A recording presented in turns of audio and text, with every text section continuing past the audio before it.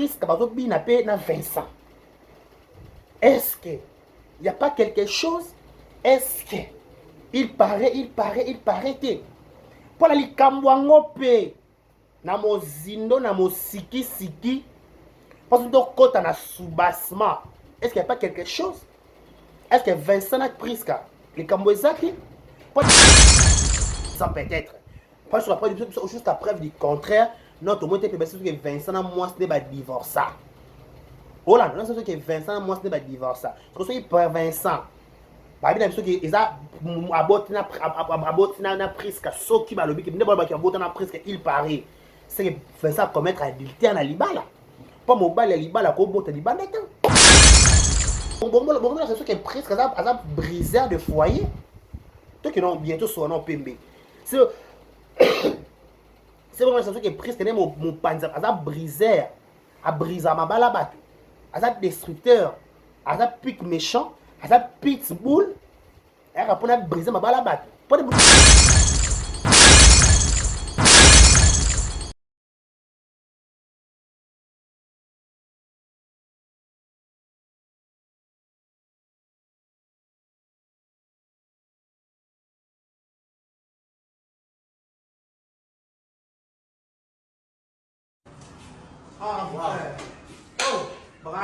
Brazzaville. Boya et Maramboisa. Voilà, la salon. Cam's Beauty. Pour des make-up, pour des perruques, pour la mamouillon, ça va dire micro-shading qui pèse en téléchargement. Ah, la Katia, Cam's Beauty. Bah, vas-y, Baza. Dans besoin de ça, pédicure. Donc, il sait l'adresse.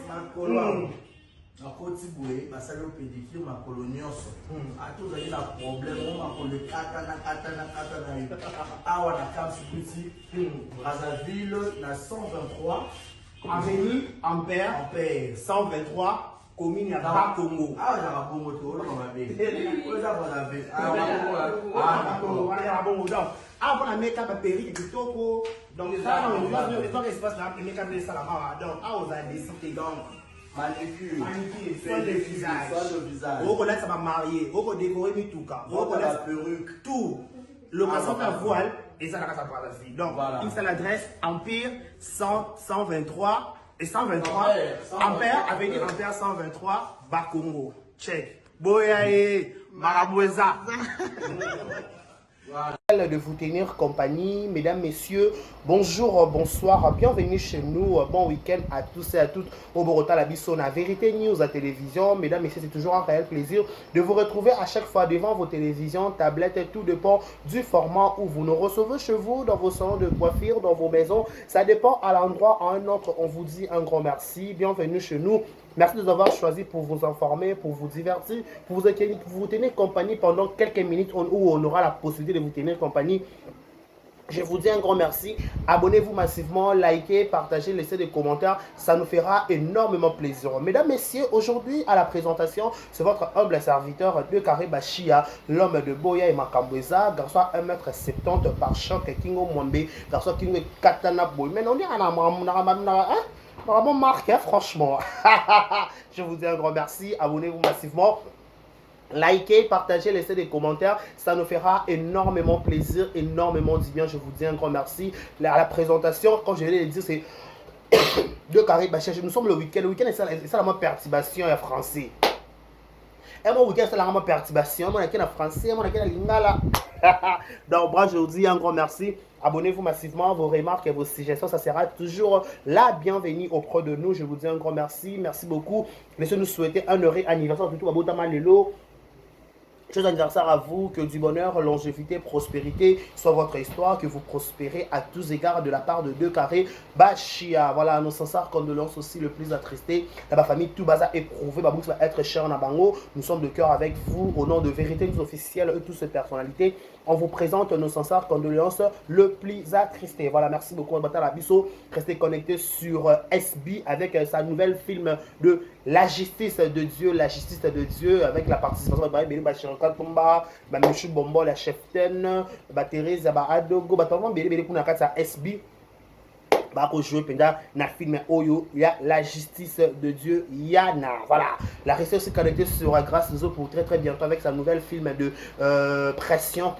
Vous a vraiment et vous a pensé au boy. C'est pour tout, c'est pour bientôt avec grâce Luzolo. Voilà, merci à tous les warriors de Ferrego, de Kofi Olomide, de maman, qu'est-ce que j'ai dit?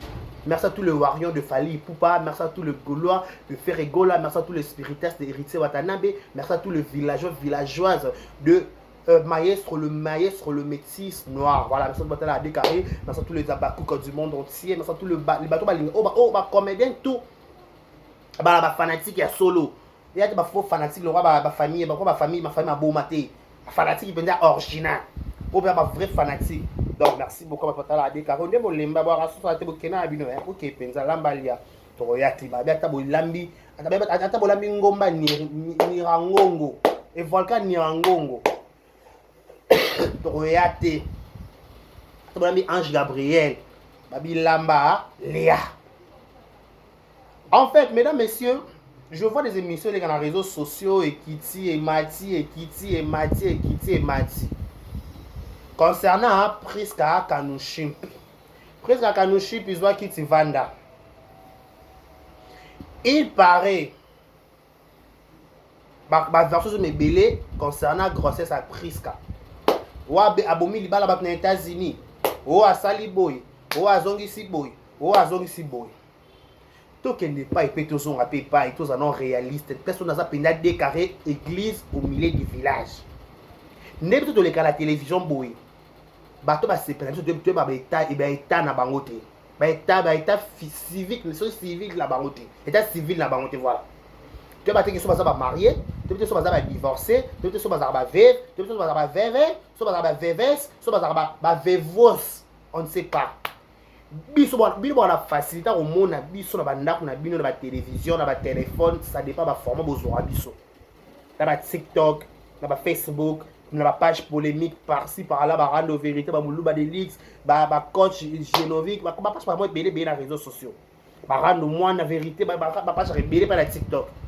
Botala tala biso ba page voilà ba Nushka, voilà Nushka pa aposta biso pe moi mingi.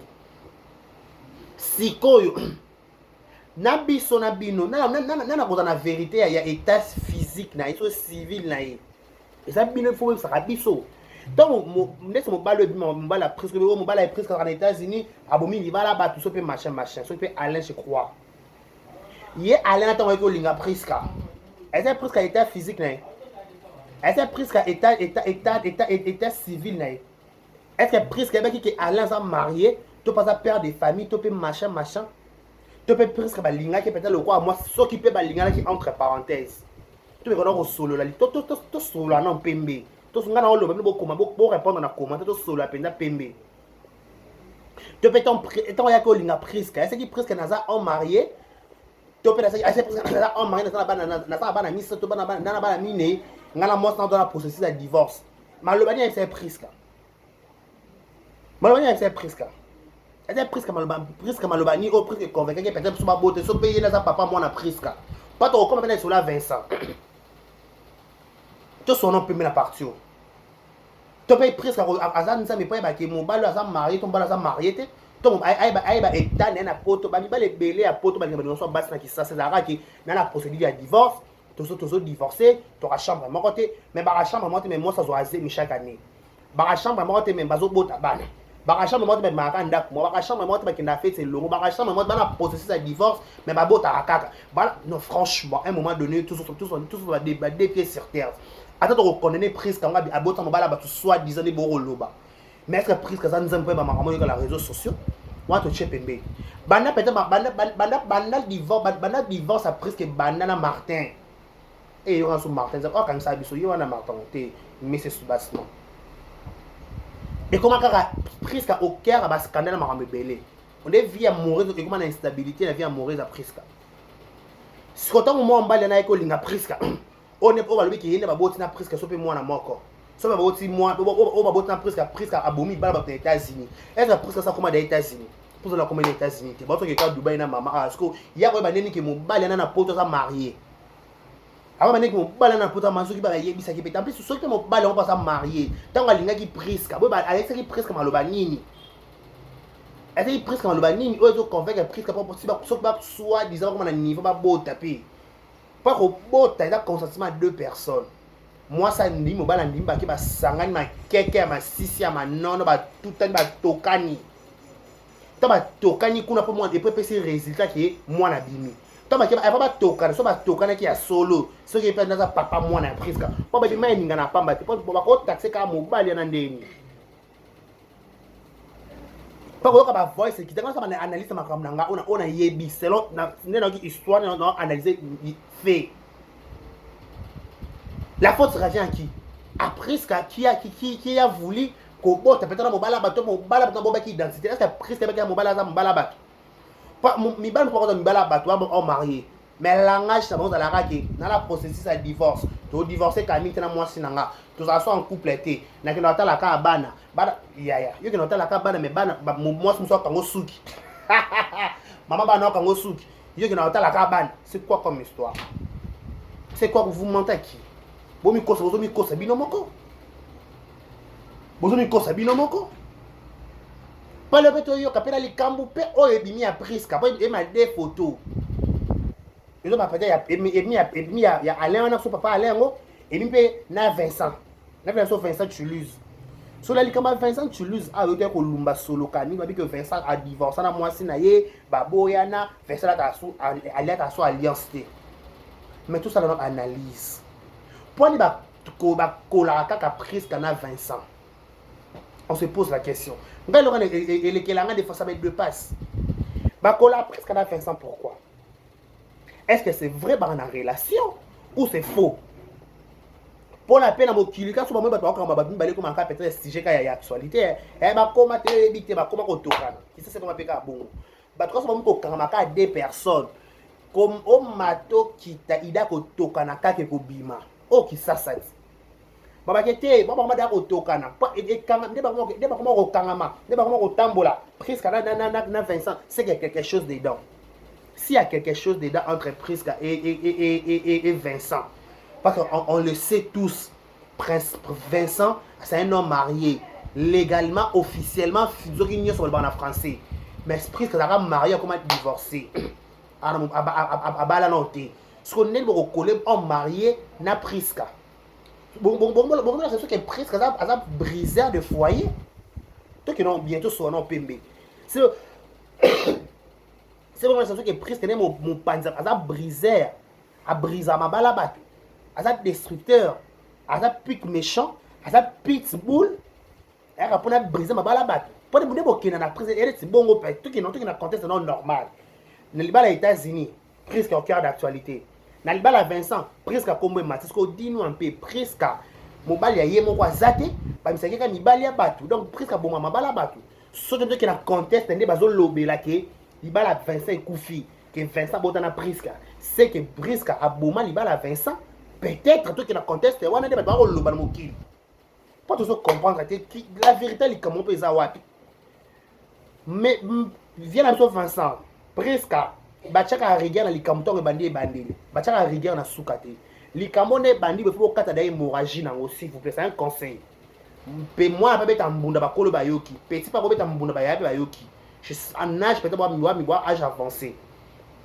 na dossier oyo ya Prisca na Vincent peut-être pas sur après juste à preuve du contraire notre moins peut baisser que Vincent na moi c'est ba divorce oh là non c'est que Vincent moi c'est ba divorce parce que c'est Vincent babi na biso ki eza abotina Prisca soki balobi ki ndebo baki abotina Prisca il paraît c'est que Vincent commettre adultère na libala pas mobile libala ko bota libanda tan on est légalement marié na miso nzambe ça l'état bi moi c'est moko mobile be moko ko bota libanda tan que tant aboti si on so babi abotina Prisca peut-être c'est que Prisca ça destructeur à mabala bato c'est que Prisca ça pite méchant c'est que Prisca zo mama ba tout sur la permet tout son nom likambongo penza nde balobaka penza tout son nom likambongo po ezo ça moi pasi ba comment sur l'image bongo ezo la sali libanda parce que Prisca ça s'appelle lelo on se dit la vérité adape parmi bato ba joie pe kitoko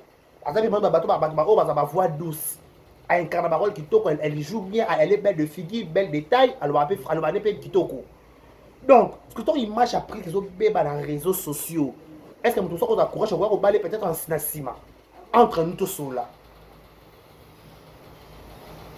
Hein? Imaginez beauté qu'il y a presque.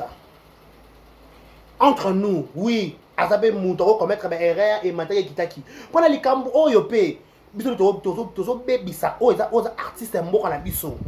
Peu importe les cas dans le passé, ils attaquent toute la même bordure, ils ont machin, c'est la famille. C'est la famille, on ne se voile pas la face, c'est la famille. On va le mettre à l'éternellement dans mon kilisati. Nous t'avons même ton maman, ton papa, la ma camo, pas à la nuit. Que tu sais, une après, ah, ok. Après, bon, même bissoir. Ce qui est le babi qui est pris, c'est ça, en terre. Il y a des balles à Vincent, les koufis. C'est ridicule. Pour que babi, là, Vincent, koufis pour la prise, entre nous. Toki wapi, toko mi wapi. Toko mi wapi, toke wapi. Toko mi wapi, toke wapi, toke wapi. To sono no pembe likambo ngo pe to loba no likambo ngo ah normal kaka parce que to so pe ma to na mamuso pe na mamuso pe ma pe ninga na pamba te parce que to so a sima na libana na anniversaire ya Sylvie bongo to ça 50 ans to mona ka prise ka bazo bina pe na 20 ans. Est-ce que il y a pas quelque chose? Est-ce que il paraît te pour la likambo ngo pe na mozindo na mosiki siki parce que donc quand on a soubassement est-ce qu'il n'y a pas quelque chose?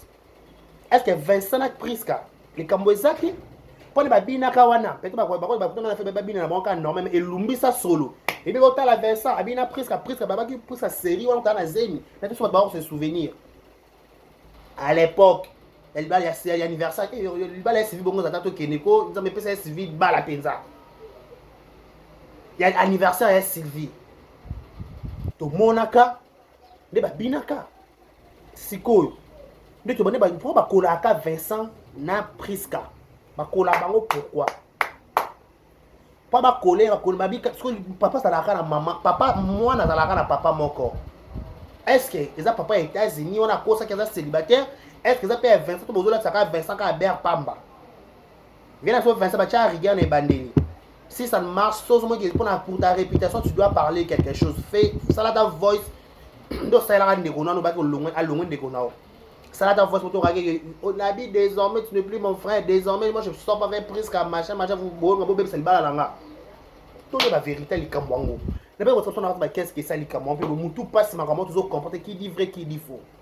Donc grave.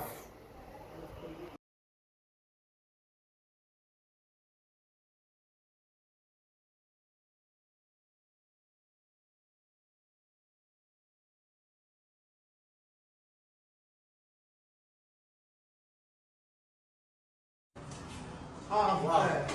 Oh, Brazzaville. Boya et Maramoueza. Voilà, la salon. Cam's Beauty. Pour des make-up, pour des perruques, pour la mamouillon, ça va dire micro-shading pèse en téléchargement. Ah, voilà, Katia. Cam's Beauty. Bah, vas-y, Baza. Baza, a besoin de ça, pédicure. Donc, une seule adresse. Na koti boye basali o pédicure ma colonioso ato zali na problème on ma le kata na yo awa na Cam's Beauty Brazzaville na 123 avenue Ampère 123 commune ya Bakongo na Bongo to na mabe o za Brazzaville Bongo donc on a make up perruque kitoko donc ça on espace là make up de salama donc on a décidé donc manicure, soin de visage. On connaît ça va marier, on connaît décorer mituka, on connaît la perruque, tout. Location ta voile et ça la casa pour la vie. Donc, une seule adresse Empire 123 et 123 Ampère avenue Ampère 123 Bakongo. Check. Boya et Maraboueza.